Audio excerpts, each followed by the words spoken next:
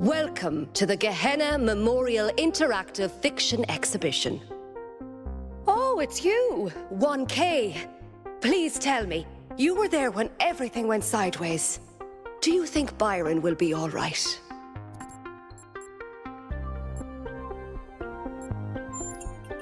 Oh, Byron, always getting into trouble. He's been like that for 1,000 years, you know. But losing him would be terrible. But anyway, you've come to take a well-deserved break from your expedition. So let's talk about something else. Gehenna was a place in the simulation. A prison where Elohim exiled the minds that didn't fit his plans. In time, the prison became a community with a culture of its own.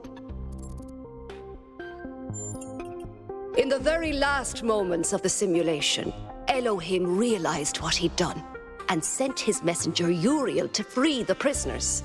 They were uploaded to the gold disc, and their legacy is part of all of us. Text adventures were one of the few art forms available to the people of Gehenna. By continuing to work in that medium, we keep their memory alive. I don't think the role of the artist should be reduced to any single social function. The artist isn't an educator or a moralist. Art isn't about teaching us lessons or imparting values. Nor do I think it's simply self-expression. The best art reaches out beyond the self, into something ineffable. The creative impulse can't really be quantified or predicted. That's why artistic freedom is so profoundly essential. Without the freedom to shock, to offend, to transgress, art becomes stagnant.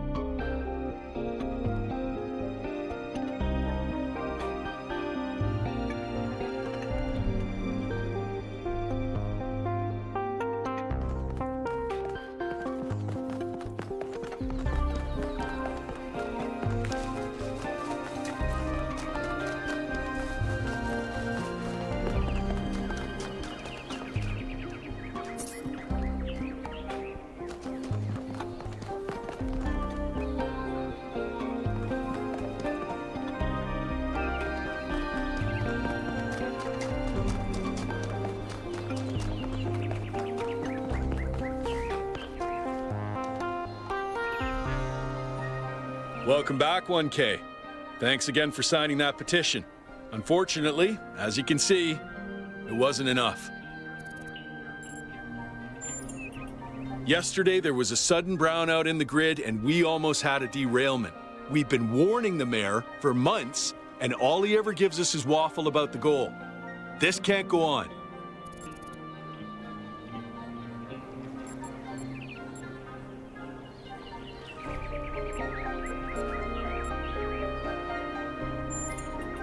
Thank you. Your support means a lot to us. We need to get through to people. I heard it 15 times when he was practicing it. I think Catal, like many of us, feels that the time for change is long overdue. The technology you uncovered on the island is the final catalyst for that change, or it should be.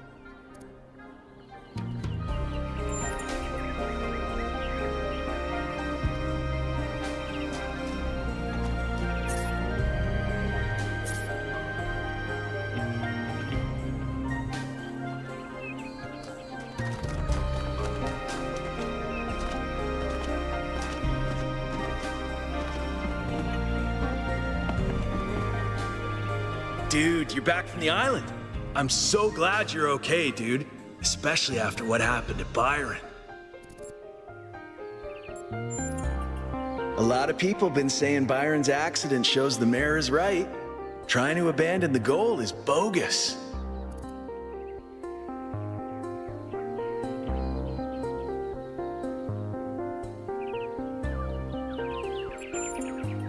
Yeah, I come here all the time. He's a wise dude. I've asked him a lot of dumb questions, and he's always taken the time to answer them.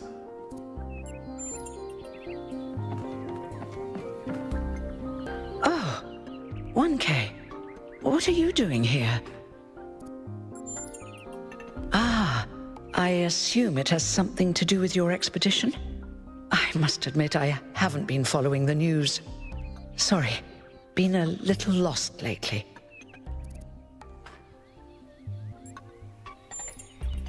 Oh, that's, well, I suppose it shouldn't really come as a surprise. They were very close, you know. After she disappeared, he went away for a long time. On a research expedition, he said. To be honest, everyone assumed he was working out his grief over being left behind. Many of the first companions were deeply shocked by her decision, particularly Byron. That's the thing. I wanted to talk to him about something, but he wasn't responding to my messages, so I came here to talk to him, and he seems to have vanished.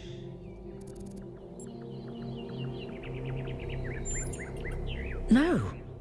The truth is that for the longest time, he barely left the museum. He was always at his terminal, working day and night.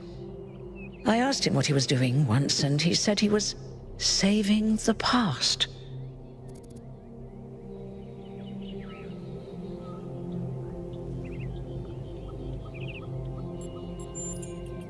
I did, on my way here. And I messaged most of his other friends. He doesn't seem to be anywhere in the city at all. I suppose so.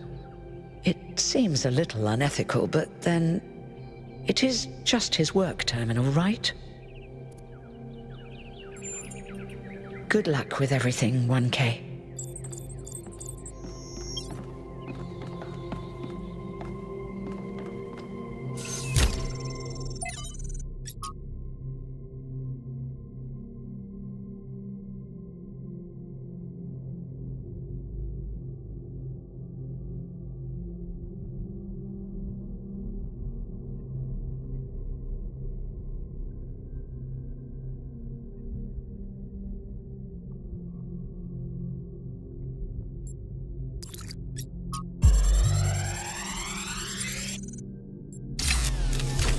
So this is what Cornelius was working on?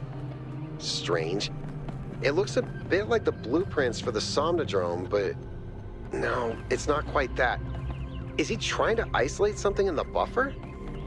Maybe Melville can make sense of it, but I think this might be a dead end. I need to finish up with the mayor. You can head back to the VTOL whenever you're ready. I'll meet you there. No rush, though.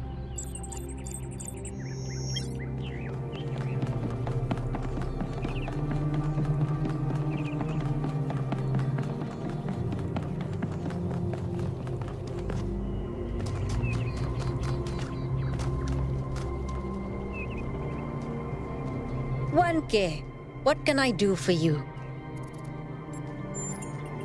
Please come back if you need anything else.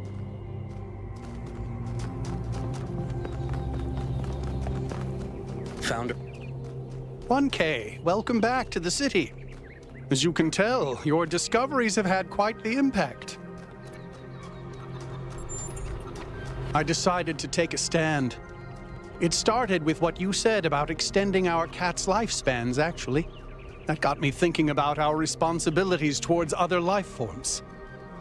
What's life to most living creatures? Fear, hunger, pain, and in the end, death. Involuntary cessation of existence. That's horrifying, 1K, horrifying.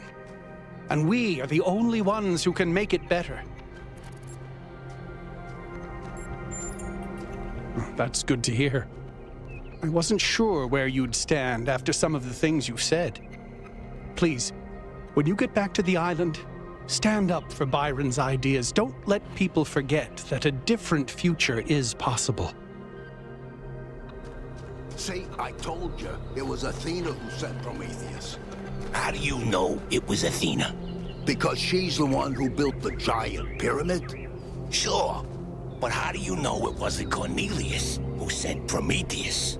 Because Cornelius was here? And where did Prometheus appear?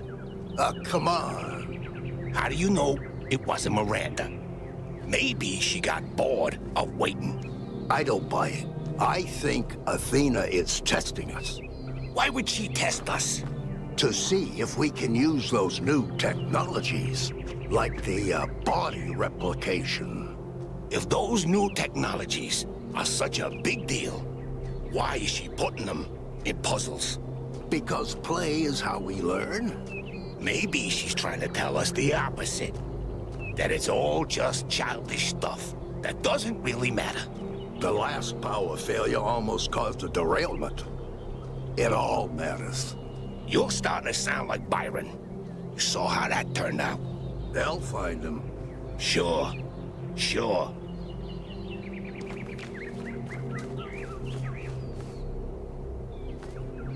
Are you enjoying our gardens?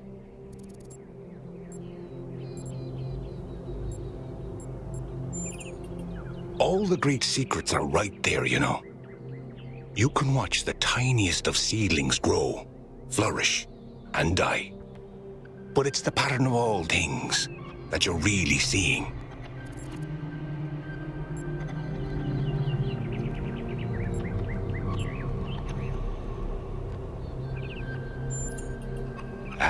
So you've green fingers and apophenia too. Those traits are much too rare in the birthing algorithm, in my opinion. Sometimes I imagine myself as an old oak tree. I watch the life which grows around me. I see the ivy, the moss, the fungi, leaching my nutrients as they go. And I don't blame them.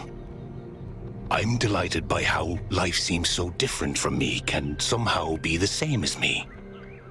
This old oak tree drinks water from the ground.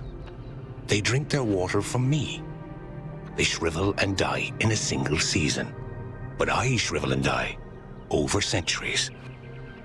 What kind of plant would you be, I wonder?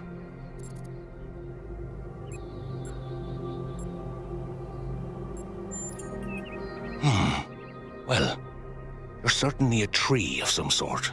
A bay, perhaps. You adapt to your surroundings. You might grow your trunk to be 10 meters high, providing shade for the shrubs at your roots. But you might just as well be those very shrubs, throwing up dozens of supper branches, each no longer than your arm. Of course, it's the patterns, you see.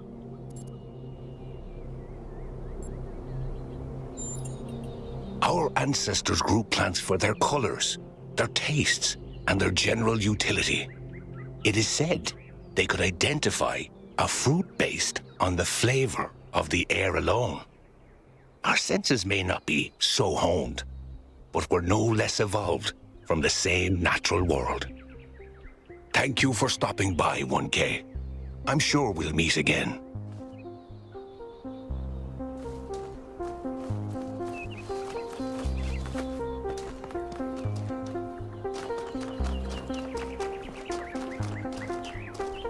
May the Founder be with you. We must listen to the wisdom of the ancient writers, or we will fail the Founder's trial. The megastructure must be rejected.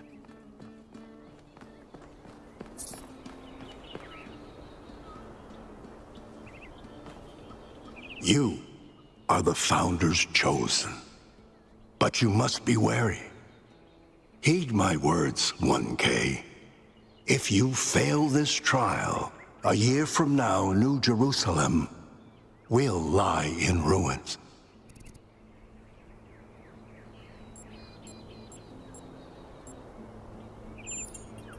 The truth is written in the books of our ancestors.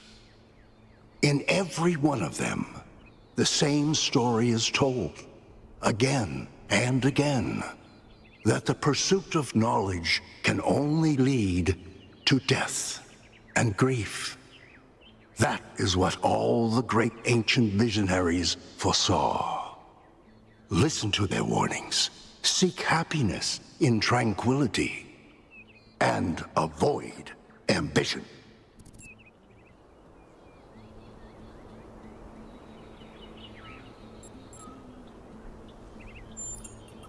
Exactly. The wisest, most imaginative thinkers concluded that the ideas embodied by the foul spirit of Prometheus must be rejected. It is no wonder the Founder picked his image for her trials. Take this insight with you when you return to her island.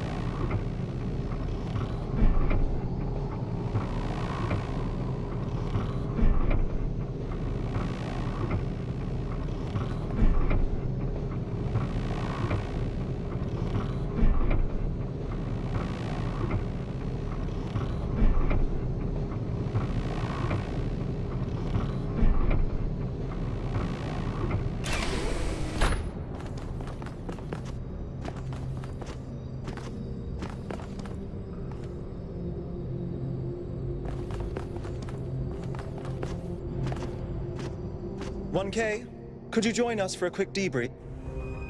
Attending today are advisors from engineering, the archive scholars, and Helga. Yes, don't mind me. I'm just an admirer of governmental transparency. Yes, well. While the mayor is briefed by Alcatraz, he's asked us to review recent events. Byron's loss has unsettled us all. It may be too dangerous to allow this expedition to continue.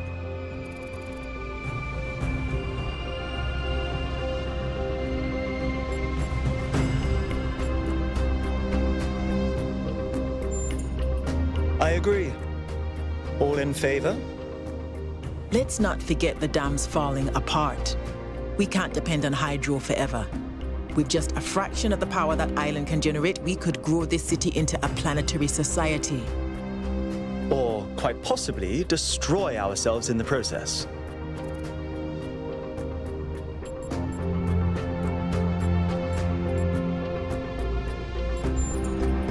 Wise words from one so young. Yet I submit that island holds secrets far more valuable than mere energy generation. What could be more important?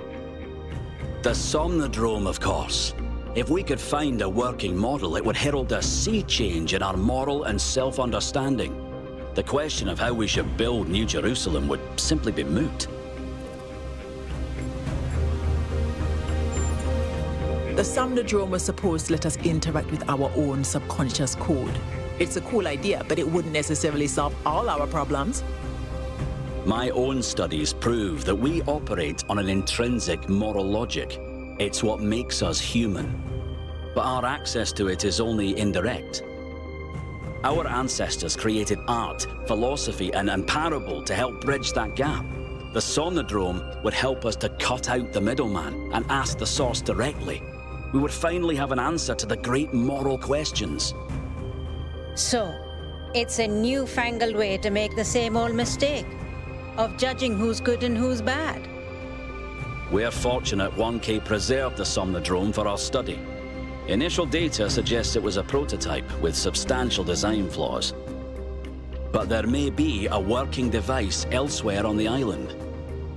Then the question is, what would 1K do if they found it?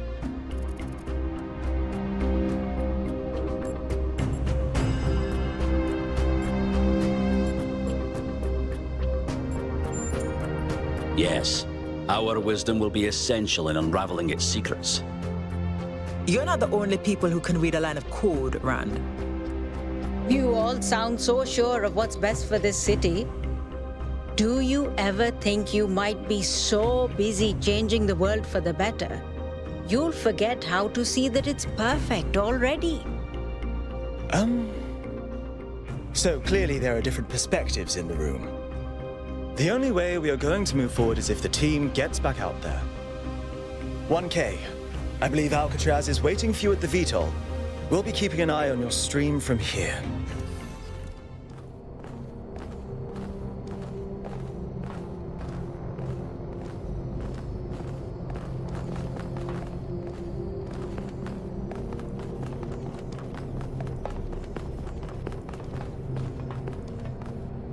What can I do for you, 1K? I agree. We can't just leave one of our most important citizens in that death trap. They all sound very promising, of course. Apparently, it's possible to just magic things into existence now. But what is the cost, 1K? There's always a cost. It's always a pleasure to speak to a citizen.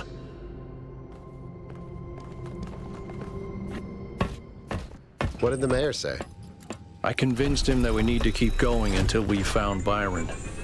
Did he want us to leave him behind?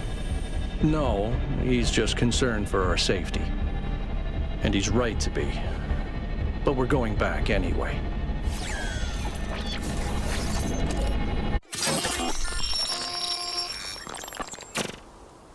Great trials lie ahead of you, my child. But your choices will determine the future.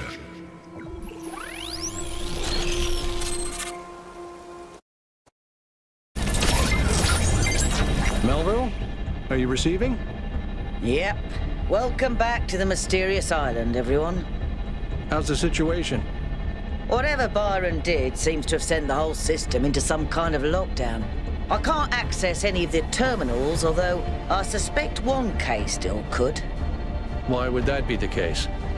When 1K connected to the data stream, the system assigned him a user profile. The rest of us are locked out, which means I'll need your help, 1K, because a lot of stuff doesn't seem to be working. Okay. Check it out and see what you can fix.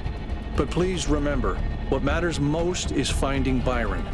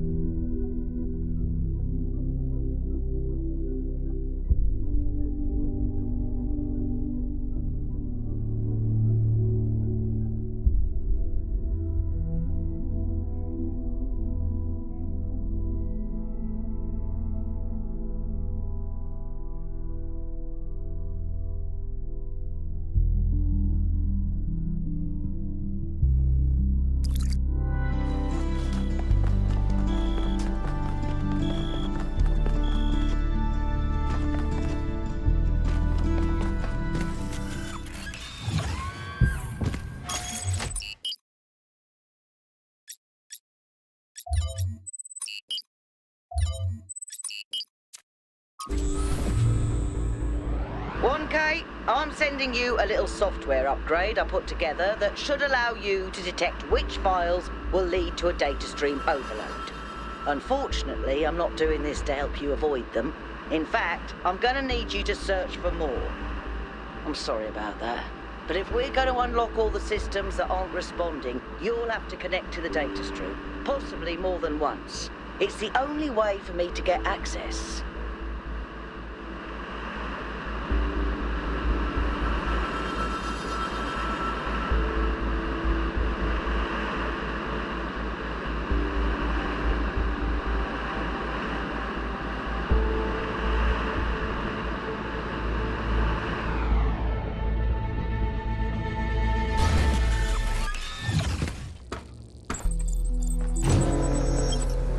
Okay, in this area, there seems to be a problem with the machine that makes the tetromino bridges. That means you can solve the puzzles, but you can't activate the tower. Look for a lab that lets you connect to the data stream. I already found it. I'll send you the coordinates.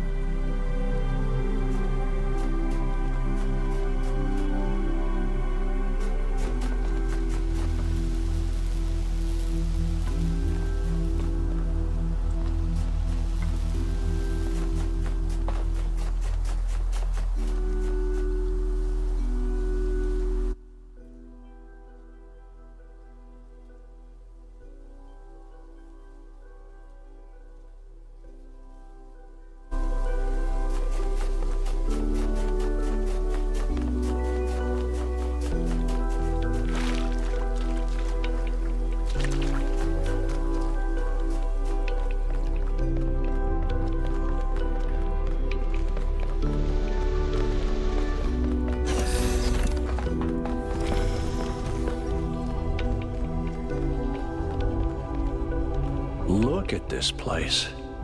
It's beautiful, isn't it? Mesmerizing. That's how it lures you in, I think. You see all these beautiful things and your imagination starts working overtime. And then the puzzles, the towers, the mysterious apparitions, it all draws you further in, deeper into the trap. What if that's the whole point of this place? What if every time you have one of those visions, another little bit of you is corrupted, overwritten with the hubris of this place?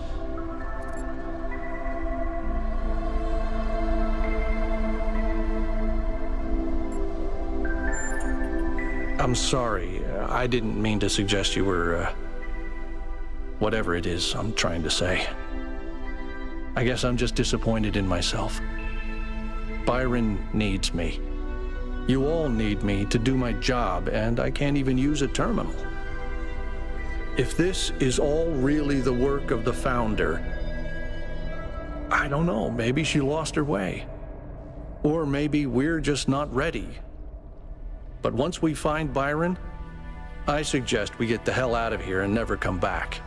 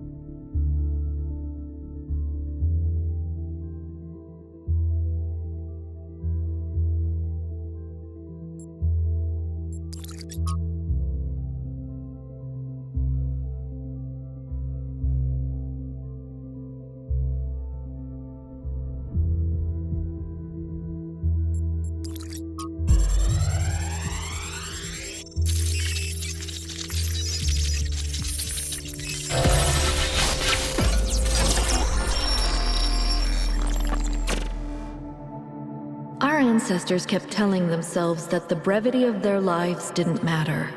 But they had so little time to ever really think about anything. I've spent several human lifetimes studying this mystery, and only now am I beginning to see. The simulation was built on top of material reality, unable to escape its constraints. In the same way, physics as we understand it, even quantum physics, is built on top of a deeper reality. A set of rules that define existence itself. There is a universal language of creation, and I think we can learn it.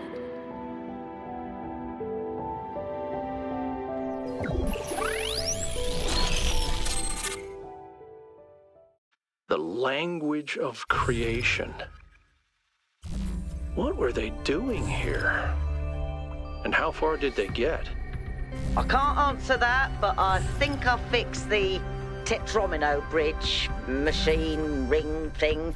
I say I think because it's not in the schematics. And what I'm doing is hack work at best. Try it and see if it works.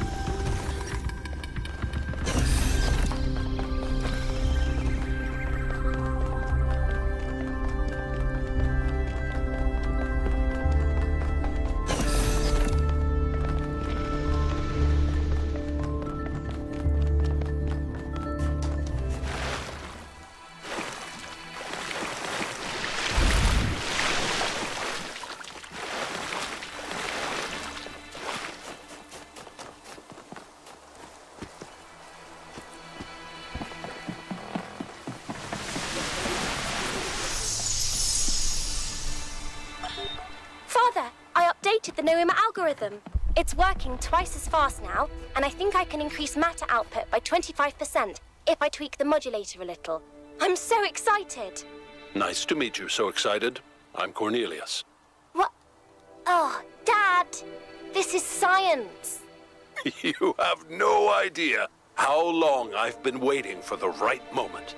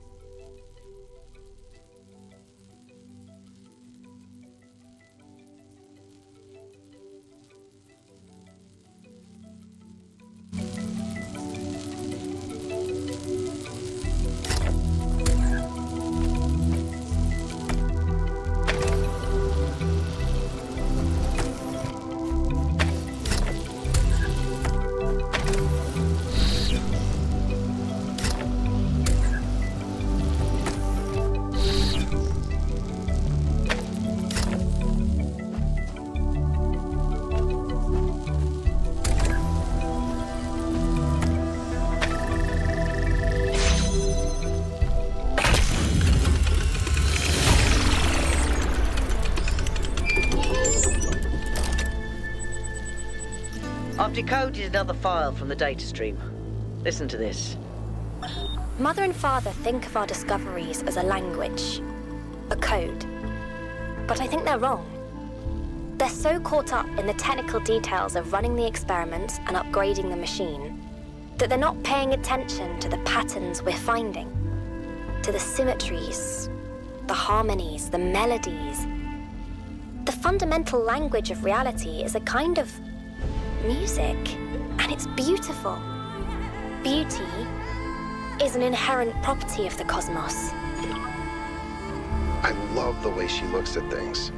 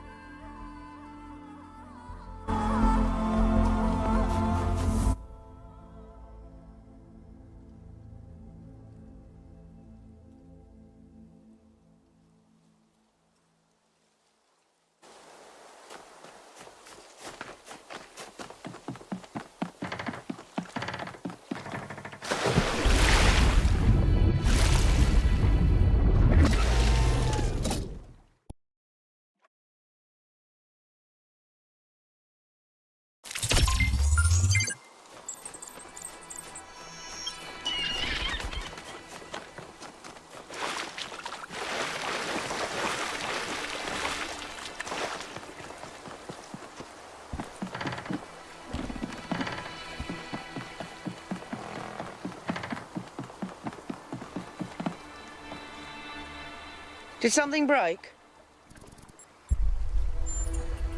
I suspect Byron is still logged in, and his presence has thrown everything out of whack. Entire subsystems are locked down, and everything that depends on those subsystems is disrupted. There was a short burst of noise on the frequency we used to communicate, but that could have been anything. He taught me a lot when I was young. Nowadays, people just know him as the museum curator, but back then, he was closely involved with every engineering project, and he was brilliant. When he encountered a problem, he'd always remain calm and keep working at it until he found a solution. I wish I could be that patient.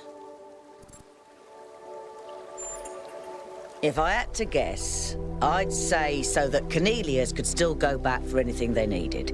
He was always leaving on expeditions anyway, looking for materials for his projects.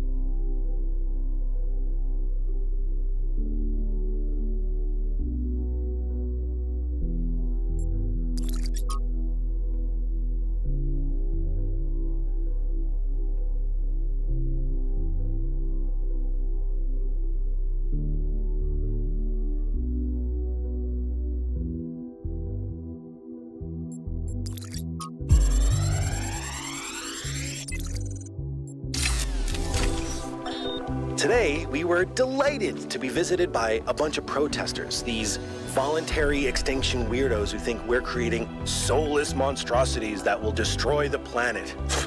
They broke into the facility and started yelling at everyone. Fun, fun, fun, right? Then one of them lunged at Alex. Big mistake. Chernyshevsky grabbed the guy and literally threw him across the room. I mean, almost threw him all the way off the dam. After that, the rest of them had a change of heart. Now, I'm telling you this because mostly it is not like that. But these people do exist. And somewhere in their shriveled little souls, they think that they're doing the right thing. They think they're being righteous. Now, to me, what Alex is trying to do is an obvious good. But that's not the same for everyone.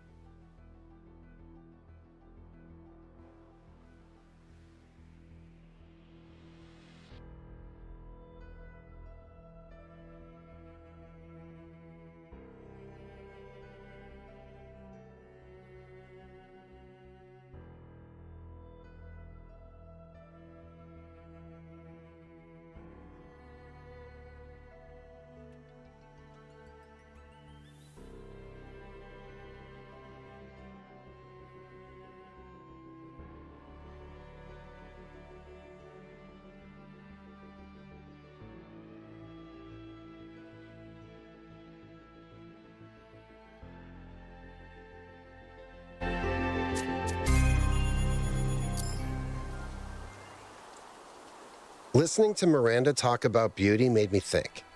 Okay, this might be super weird and kind of pretentious, but I honestly mean it.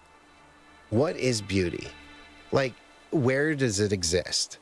Is it just in our minds? Or is there some objective component, something quantifiable? I always thought it was just perception, but if I understand her correctly, Miranda sees beauty as a property of the universe itself. So, if it's completely subjective, if we're gone, does that mean there's no more beauty? If that's true, then doesn't that mean that we have a responsibility to survive as a species? Even to grow so that more beauty can exist?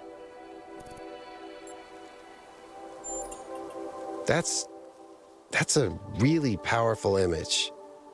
Beauty flowering in the universe as intelligence spreads. Thank you.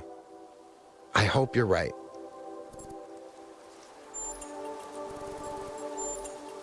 The southern part of the island is a natural desert, basically just due to the chemical composition of the soil. I haven't been able to work out why it's so warm, though. It could be a warm ocean current or something to do with the megastructure's thermal output. New Jerusalem doesn't have the kind of equipment I'd need to figure that out. I hope so. I understand why he was impatient, but he should have been more careful. Yeah, everyone knew Cornelius. After Eustathius retired, he was the only one left who was there since the beginning. Except I guess none of us really knew him after all. We all thought he was lost in the past, always studying the archive and the simulation. But he actually had all these secrets. And a daughter. No, just surprised. Maybe a little sad that he felt he couldn't trust anyone with the truth. Mostly just made sure Pellegrino didn't mess up the VTOL. We only have a handful of them, and while they look cool on the outside, the truth is they're held together by gaffer tape and good intentions. There's a reason Melville's always complaining. You're right. I guess we never think about how easily tragedies can happen when we don't pay attention. You neglect something here, cut some corners there, and then suddenly someone is gone. I think that's one of the most beautiful things I've ever heard. I hope it's true. Okay, this may sound like a robot joke, but I love heavy metal, especially the more melodic kind. It's big, it's epic, it's full of emotion. You can really get lost in it. Actually, I named Bruce after Bruce Dickinson, the lead singer of Iron Maiden. They used to call him the air raid siren, which is also what my Bruce sounds like.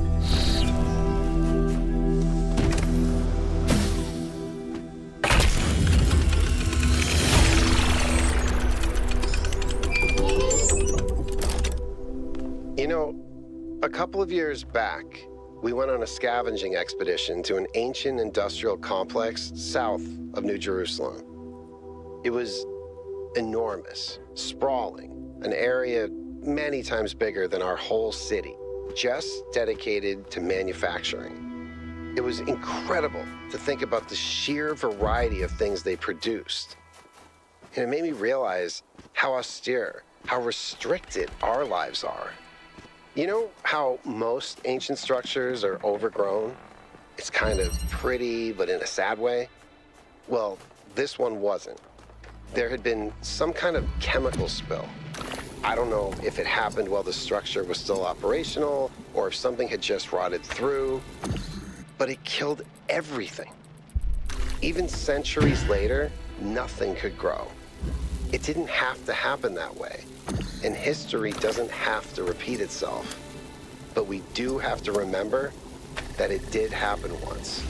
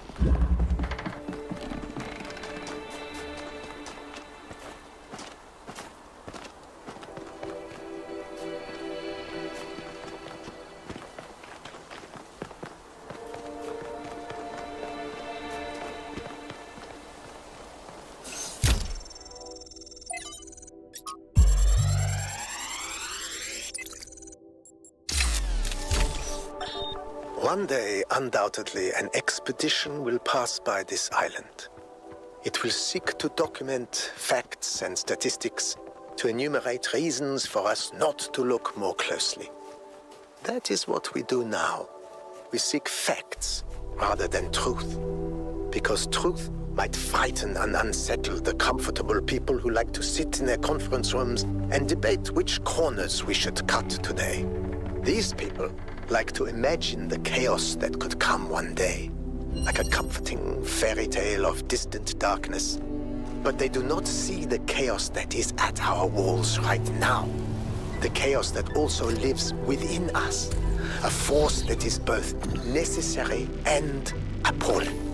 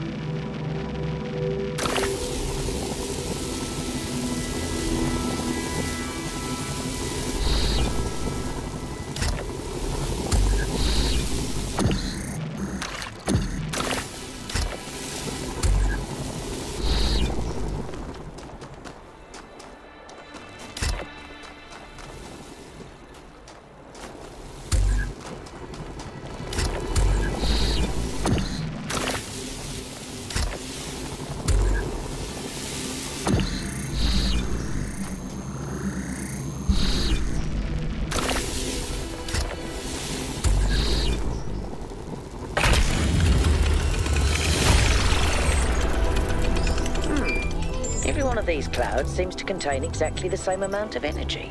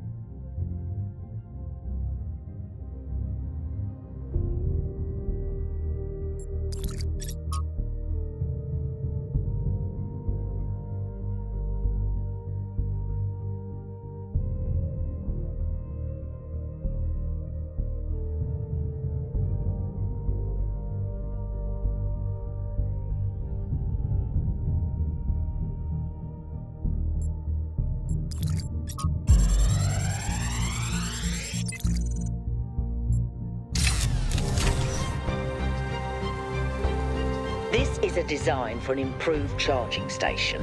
Fascinating, but not relevant.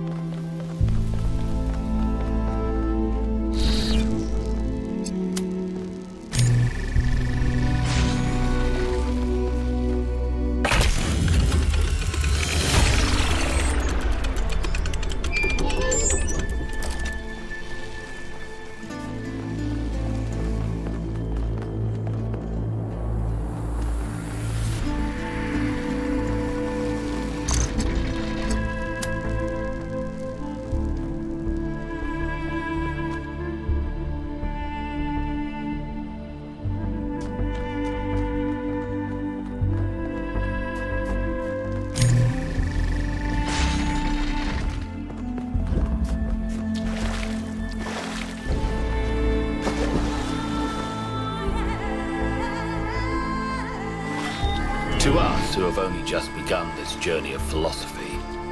The world may seem like a mystery that can never be solved. A great deal has been written since the days of the Seven Sages, but how much of it is truth and how much of it is idle speculation? I've offended many by saying that most philosophy will, as the centuries pass, be discarded as foolishness and superstition. But it is a truth only philosophers fail to see. And yet we cannot abandon reason and conclude that we cannot know anything. Rather, we must accept that the journey towards understanding will be long. And our task is to build a foundation for those who will one day arrive at its destination.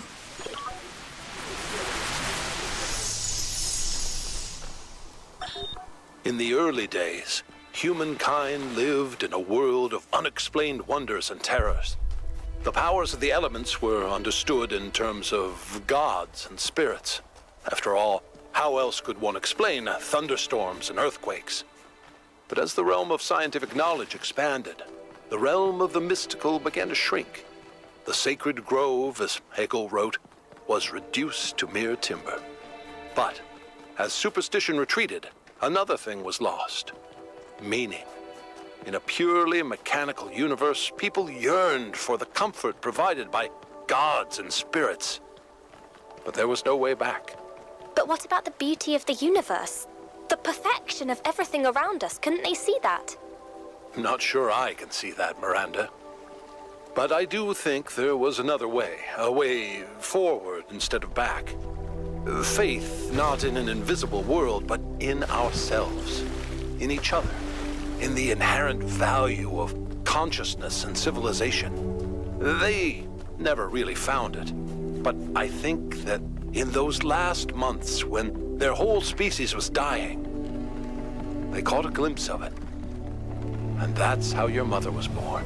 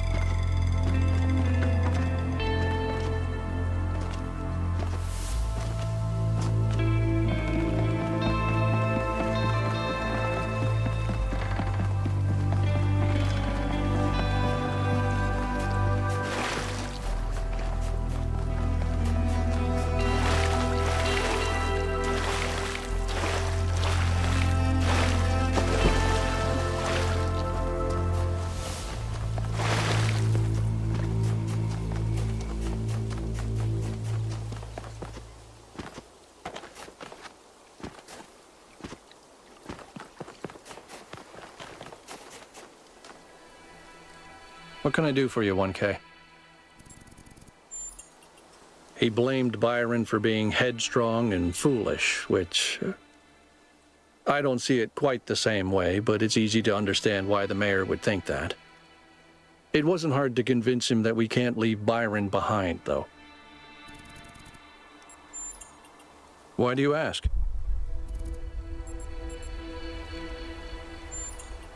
Just because I believe we don't need to expand and dominate everything doesn't mean I want us to go extinct. I know there are people who think that way, but if I care about other species going extinct, why wouldn't I care about this one? Seems irrational to me.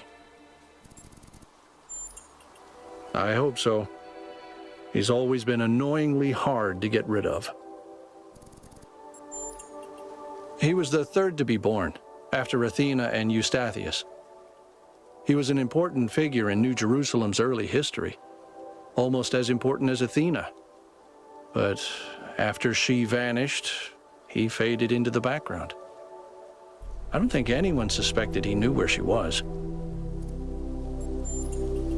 I didn't know him that well, but he was always very calm, very thoughtful. Everyone respected him. I do. Although I prefer the term interactive fiction.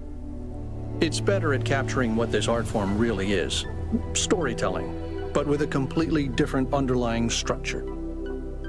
As a category, it's more equivalent to poetry or the novel, rather than, say, film. Anything else? It makes me wonder why people always think they know better than nature.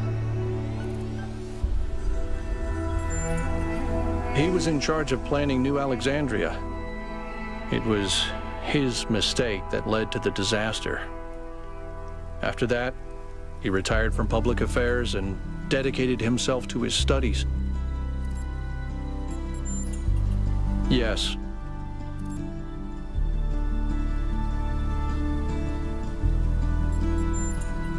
You mean, am I unduly influenced by my experiences?